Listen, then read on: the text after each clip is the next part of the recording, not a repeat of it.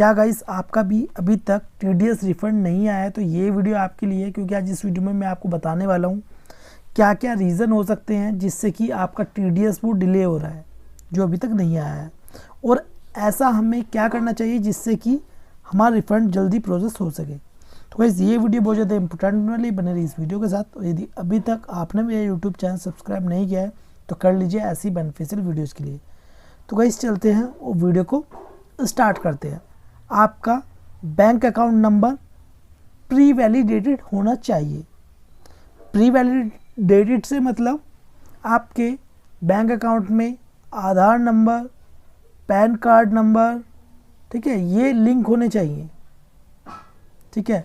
और देखिए कभी कभी क्या होता है, जैसे कि कुछ बैंक आपस में मर्ज होते हैं, ठीक है। मर्ज होने पर बहुत बैंक के जो आईएफएससी कोड है वो चेंज हो चुके हैं, ठीक है, लेकिन क्लाइंट को पता नहीं होता है कि हमारा आईएफएससी कोड चेंज हो चुका है और पुराना आईएफएससी कोड ही उसमें ऐड कर देते हैं।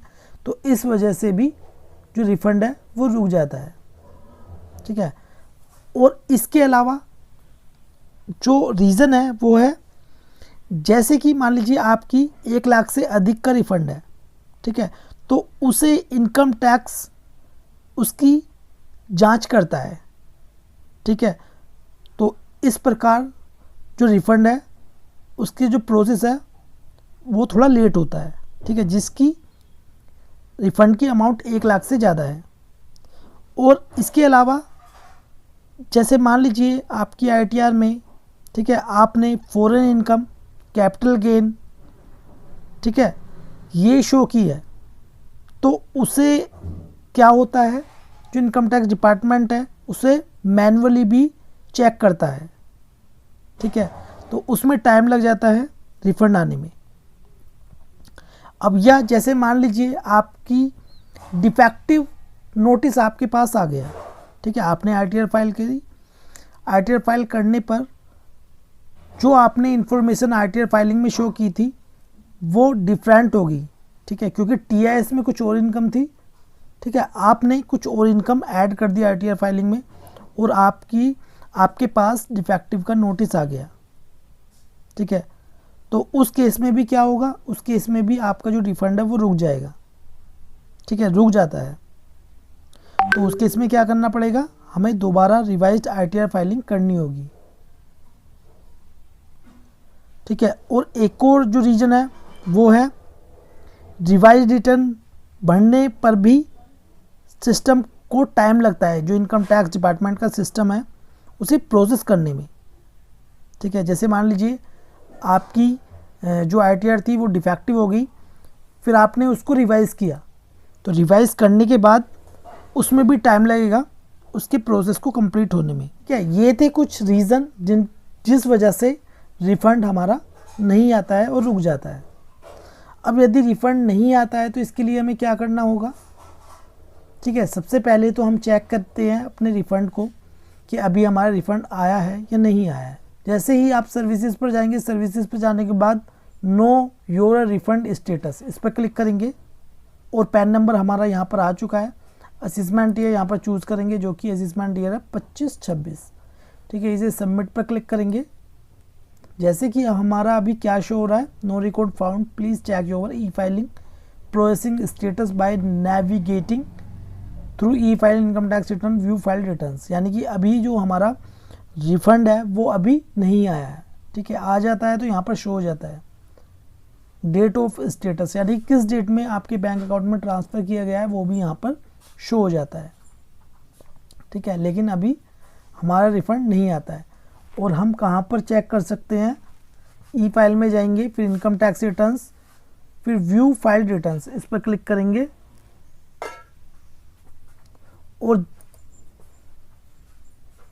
जैसे कि यहाँ पर देख सकते हैं process with no demand and refund, यदि आपके केस में रिफ़ंड होगा तो प्रोसेस होने के बाद, ठीक है, प्रोसेस होने के बाद तो इसमें क्या शो होगा, इसमें आपके केस में शो होगा refund credit to account, bank account, ठीक है, ये शो होता है,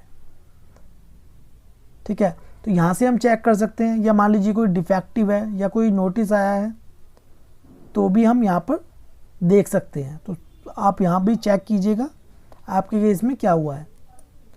और एक रीज़न और है यहाँ पर, आपको क्या करना चाहिए यदि आपका रिफ़ंड अभी तक नहीं आया है, ठीक है, तो उसके लिए आप ग्रीवेंस भी फाइल कर सकते हैं, जैसे कि इसमें ग्रीवेंस का ऑप्शन भी दिया हुआ है।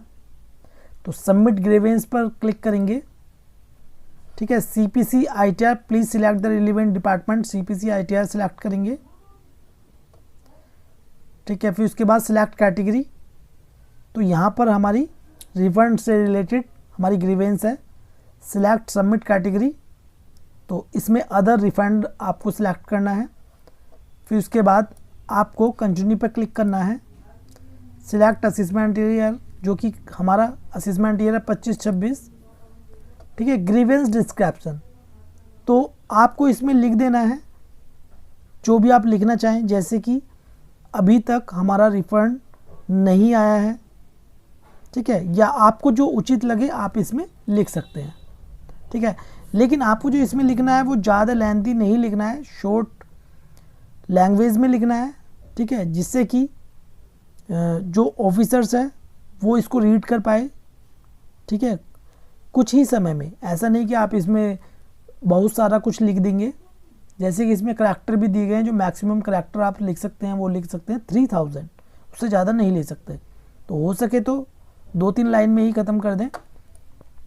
लिखने के बाद अब इसमें आप अटैचमेंट भी लगा सकते हैं, जैसे कि इसमें दिए हुए हैं select the document to upload, form copy of form 16 और 16A, ठीक है। यदि आप फॉर्म 16 या 16A लगाना चाहते हैं तो अटैचमेंट यहाँ पर, ठीक है, आप इसमें लगा सकते हैं, यहाँ से जो भी सिलेक्ट करके। चालान कॉपी, कोई चालान कॉपी है तो भी आप इसमें लगा सकते हैं। ऑर्डर कॉपी फ्रॉम डिपार्टमेंट, तो वो भी आप इसमें लगा सकते हैं। अदर डॉक्यूमेंट है तो यहाँ पर भी लगा सकते हैं। फिर आपको करना क्या होगा, इसके बाद सबमिट ग्रीवेंस, जैसे ही आप सबमिट ग्रीवेंस करेंगे तो आपकी ग्रीवेंस फाइल हो जाएगी। और कुछ ही दिनों बाद आपकी ग्रीवेंस का रिप्लाई भी वहाँ से आपको रिप्लाई में मिल जाएगा। जैसे कि हमने असेसमेंट ईयर, जैसे कि हमने इसमें असेसमेंट ईयर 21-22 में ग्रीवेंस फाइल की थी, ठीक है। तो देखिए यहाँ पर ग्रीवेंस नंबर भी आ गया, क्लोज्ड भी लिखा हुआ है 31 मई को, ठीक है। तो हमने क्या किया था, 22 मई में ग्रीवेंस फाइल की थी, लेकिन वहाँ से रिप्लाई आया हमारे पास 31 मई 22 में, ठीक है, और ये क्लोज हो गई। वहाँ से ग्रीवेंस रिजोल्यूशन ये आया, ठीक है। तो जो भी दिक्कत होगी वो यहाँ पर लिख के आ जाएगी, कोई दिक्कत नहीं होगी तो भी वहाँ से रिप्लाई आ जाएगा, ठीक है। तो गाइस देखिए, इसी प्रकार ही आप अपने रिफ़ंड को चेक कर सकते हैं। सबसे पहले आपको चेक करना है आपके ITR में कोई मिस्टेक तो नहीं हुई है। यदि मिस्टेक हुई है तो आप देख लें, कभी आपकी डिफेक्टिव ITR हो गई हो, या आपका pre valid bank account number नहीं हो, या हो सकता है आपके IFSC कोड में कोई प्रॉब्लम हो, ठीक है। अब जैसे मान लीजिए आपका रिफ़ंड रुक गया, तो रुकने के केस में क्या होगा, यहाँ पर ऑप्शन होता है रिफंड री इशू, इस पर क्लिक करेंगे। जैसे ही इस पर क्लिक करेंगे, क्रिएट रिफंड री इशू रिक्वेस्ट, इस पर जैसे ही क्लिक करेंगे, ठीक है, तो यहाँ पर आपका शो हो जाएगा। तो यहाँ पर भी आपको चेक कर लेना है एक बार क्रिएट रिफंड री इशू रिक्वेस्ट में, क्योंकि जब रिफंड रुक जाता है, ठीक है, यानी कि ITR में कोई प्रॉब्लम नहीं है, लेकिन वो रुक गया, रुकने के बाद कहाँ पर शो हो जाएगा, यहाँ पर, ठीक है। अब मान लीजिए आपके बैंक अकाउंट में कोई प्रॉब्लम है, IFSC कोड में कोई प्रॉब्लम है, तो आप दोबारा ऐड करके उसे कंटिन्यू कर सकते हैं। फिर कुछ ही समय बाद आपको जो रिफंड है वो क्रेडिट हो जाता है। तो गाइस ये वीडियो आपको कैसे लगी प्लीज़ कमेंट बॉक्स में जो बताएं। वीडियो आपको अच्छी लगी प्लीज़ लाइक कर दें और इस वीडियो को शेयर करें अपने फ्रेंड्स के साथ। वीडियो देखने के लिए धन्यवाद।